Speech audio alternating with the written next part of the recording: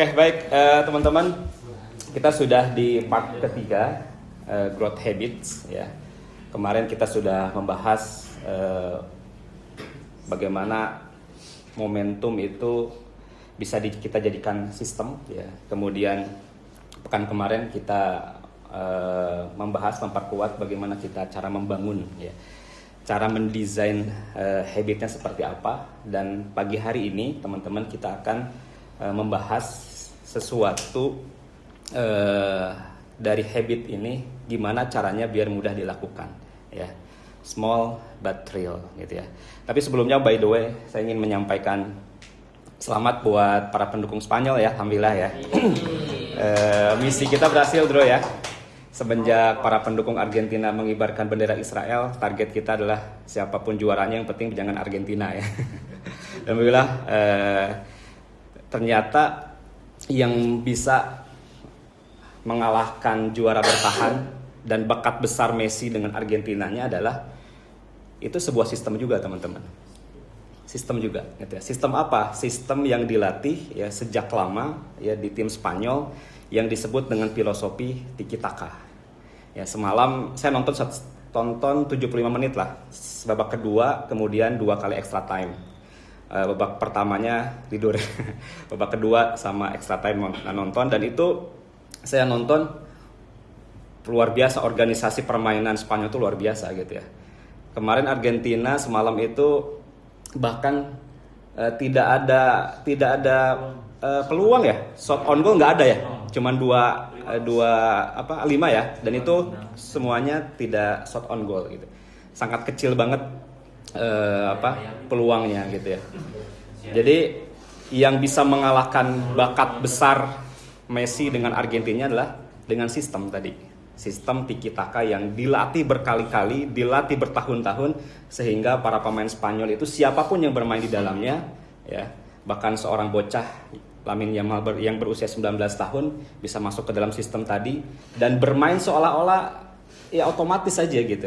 Mereka bermain dengan enjoy gitu ya, dengan otomatis, dan itulah yang bisa mengalahkan juara bertahan dan bakat besar Messi gitu.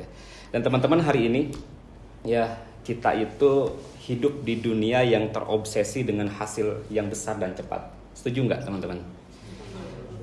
Di YouTube itu yang laku ya, yang banyak click rate-nya itu adalah judul-judul yang mereka itu membuat judul yang seolah-olah inspiratif, dramatis gitu ya, dan cepat gitu. Cara menghasilkan 100 juta dalam seminggu gitu. Cara menurunkan berat badan 5 kilo dalam 3 hari gitu. Kayak gitu-gitu gitu. Dan orang itu suka dengan hal-hal yang terobsesi dengan hal yang besar dan cepat gitu ya. Padahal teman-teman, ini ada sebuah research-nya, ada sebuah penelitian yang menarik banget kalau kita bahas ya. Paradoks resolusi yang terlalu ambisius, yang terlalu besar gitu ya. Ini penelitiannya dari University College di London ya, mengamati orang-orang yang sedang mencoba membangun kebiasaan baru. Ya, mereka menemukan di penelitiannya itu bahwa orang-orang yang memulai dengan target kecil dan spesifik ya, bukan target yang besar, inspiratif, dramatik gitu ya. Jadi target kecil dan spesifik ini mereka jauh lebih berhasil mempertahankan kebiasaan sampai menjadi otomatis. Ada yang tahu kenapa ini bisa terjadi gitu ya? Kenapa target kecil dan spesifik ini bisa jauh lebih berhasil dibandingkan dengan orang-orang yang punya target besar dan inspiratif? Ada yang tahu nggak kenapa? Tebak aja, bebas. Konsisten, oke. Ada yang mau jawab yang lain? Energinya penuh, fokus di situ gitu. Konsisten, energinya, manajemen energi lah ya. Ada lagi yang lain? Kenapa? Nothing tulus. Nothing tulus. Ya, sesuai lah dengan. ya, sip. Ada yang lain? Boleh? Nebak aja, silakan.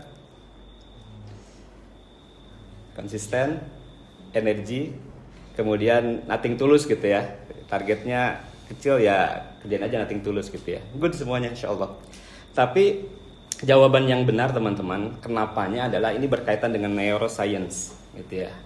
Karena target besar itu menciptakan yang disebut dengan tekanan. Dan tekanan ini yang selalu dihindari oleh otak. Karena otak, kemarin kita sudah bahas, otak itu suka yang mudah. Ya, otak itu suka yang simple. Ya. Dia nggak terlalu suka yang terlalu berat, terlalu tiba-tiba perubahannya gitu. Sehingga kenapa orang-orang yang punya target kecil dan spesifik itu jauh lebih berhasil? Karena mereka bisa tadi bersahabat dengan otak, sehingga otak bisa membiasakan sampai dengan jadi otomatis. Ya, kalau yang besar tadi terlalu penuh tekanan, dan itu yang dihindari oleh otak untuk melakukannya. Ya. Oke teman-teman, ya kalau tadi kita bahas di awal tentang sepak bola ya, Spanyol. Kalau di sepak bola ajang bergengsi yang paling tinggi itu apa? World Cup tadi ya, Piala Dunia ya. Kalau teman-teman di sepeda tahu nggak? Ajang yang paling bergengsi di sepeda itu apa? Nih yang benar bisa ya kopi lah, boleh. Ajang sepeda ya, yang paling bergengsi di dunia itu apa? Yang paling tua, yang paling bergengsi? Coba tebak aja apa? Hah? Sepeda. Ada yang tahu? Ini clue-nya nama negara di Eropa. Coupe de France. Hah? Coupe de France. Bukan. Awalnya ujungnya benar tapi awalnya salah. Tour de France. Nah, Tour de France. Oke. Siap. Ayo sepeda di Prancis. Ya. Jawabannya adalah Tour de France ya. Dibacanya France gitu ya. Betul ya. Nanti kopinya ya. Jangan seliter ya. Biasa aja yang kecil aja. Nanti siang insya Allah. Ya. Setengah-setengah lah ya. Boleh lah. Ya udah 2 lah kopinya ya, satu-satu ya. Ya.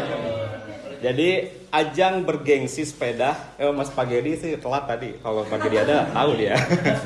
Orang sepedaan ya. Jadi ajang yang paling bergengsi di dunia sepeda itu adalah Tour de France ya, di Prancis, bukan di Tambun ya, bukan Tour de Tambun gitu ya. Gak kebayang kalau di Tambun ya. Kalau balapannya di Tambun ada rel kereta api gitu ya, udah bedeng-bedeng. Bus karyawan.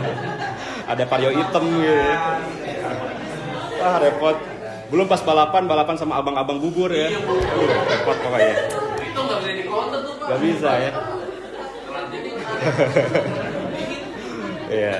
Jadi ini Tour de France. Di Prancis itu kan ada pegunungan Alpen gitu ya, naik ke gunung, ada bukit-bukitnya. Jadi Tour de France ini 23 hari ajangnya. Dan bulan Juli ini dari tanggal 3 sampai 26. Ini belum keluar nih juaranya ya, lagi di etapa berapa gitu. Di bulan Juli barengan dengan World Cup. Jadi di Tour de France ini ini menarik banget ya kalau kita bahas mengenai tadi di tema kita small but real gitu ya. Jadi inilah kita nonton dulu videonya ya. Ada tim dari Inggris yang bisa menjuarai sebelumnya, mereka belum pernah menjuarai selama 110 tahun di Tour de France ini. Nah ini si pembalapnya namanya Chris Froome.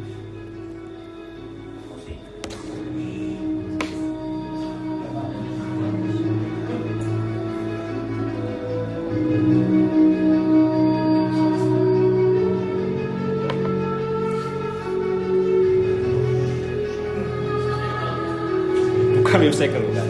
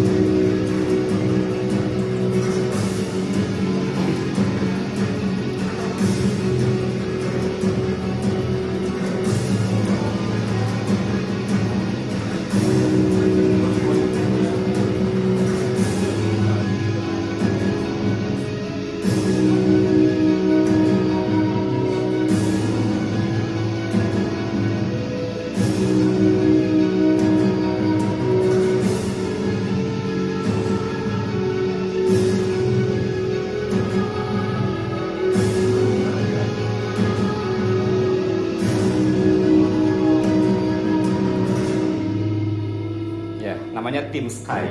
Itu tulisannya Sky, teman-teman. Ya, Team Sky. Team Sky dan 1% yang mengubah segalanya. Jadi tahun 2023 tim balap sepeda Inggris atau British Cycling adalah tim semenjana lah, tim mediocre, tim yang belum pernah juara, tim yang biasa-biasa aja gitu ya. Di Tour de France juga balapan yang paling bergengsi di dunia ini, tidak pernah ada pembalap Inggris yang pernah juara dalam 110 tahun ini. Lalu datanglah Dave Brailsford nih yang botak ini ya, yang ini dia pelatih lah, coach lah gitu ya. Dia nggak ikut sepeda gitu. Nanti boncengin aja. Kalau coach kan nggak ikut bermain, ya bola juga nggak ikut bermain. Nah si Dave Brailsford, jadi dia ada istilahnya yaitu marginal gains, ya, aggregation of marginal gains. Jadi perbaiki segalanya 1%, bukan 10%, bukan 50%, cukup 1% ya, perbaikan setiap harinya. Ya, jadi dalam sepeda itu apa saja faktor-faktornya mereka breakdown dan diperbaiki ya, satu persatu. Nah ini apa saja yang diperbaiki ya. Jadi alih-alih mereka mencari satu perubahan besar yang instan gitu ya. Jadi si tim Sky ini melakukan ratusan perbaikan kecil, ratusan di area-area yang bahkan tidak pernah dipikirkan oleh tim kompetitor lain. Ya. Di area-area yang bahkan tidak ada hubungannya dengan sepeda gitu ya. Yang kompetitor lain tuh nggak ngeh gitu. Itu bakal ngaruh ke si balapan sepedanya gitu ya. Yang pertama, optimalisasi sepeda dan pakaiannya udah pastilah ya, ngaruh gitu ya, karena langsung dengan sepedanya. Mereka menguji bahkan kain gitu ya, kain yang dia pakai gitu ya, dia uji gitu ya, dan menemukan bahwa baju balap indoor itu jauh lebih aerodinamis ya, untuk dipakai di jalan raya. Makanya si tim Sky itu menggunakan jersey indoor dibanding jersey yang untuk pakaian luar, outdoor gitu. Kemudian bannya segala macamnya. Nah ini yang menarik nih, faktor tidur dan istirahat mereka pikirin banget gitu ya. Tim Sky menyewa pakar tidur gitu ya untuk menganalisa bantal diteliti gitu ya, dan kasur gitu ya bagi setiap pembalap. Kemanapun mereka pergi seatur di berbagai hotel, tim akan membawa kasur dan bantal yang sudah mereka custom. Jadi bawa sendiri tuh kasurnya, bantalnya gitu ya. Apa tujuannya? Agar kualitas tidur para atlet tetap sempurna gitu ya.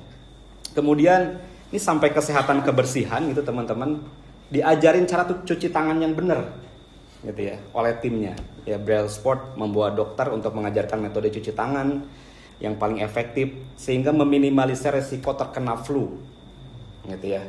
Ya kan gak kebayang main balap sepeda lagi flu kan, bersin gitu udah kesalip sama orang gitu ya.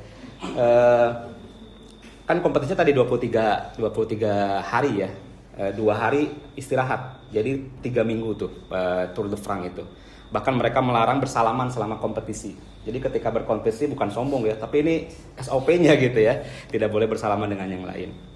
Kemudian kenyamanan fisik ya, mereka merancang celana pendek yang dilengkapi pemanas listrik gitu ya, sehingga suhu otot kaki pembalap tetap berada di titik ideal selama balapan dimulai gitu ya. Dan banyak hal lain gitu ya. Kalau saya riset lagi banyak hal-hal lain yang ternyata luar biasa gitu dari sepeda itu gitu. Dari mulai Ini yang menarik terkait ini nih, terkait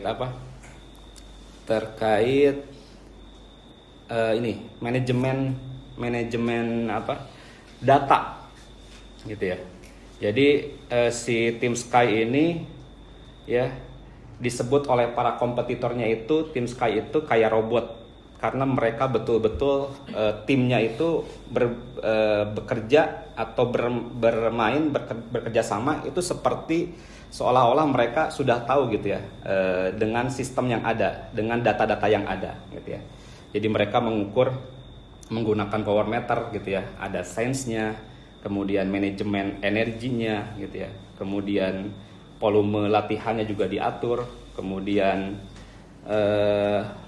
makanan nih, diet ketat segala macam diatur ya, protokol pemulihan ya, ini dan lain sebagainya. Ini luar biasa teman-teman. Jadi si tim Sky tadi yang awalnya belum pernah juara ya selama 110 tahun ya. Ketika si Dave Brel Sport ini datang dengan marginal gains-nya tadi, itu mereka bisa menjuarai Tour de France 4 kali berturut-turut.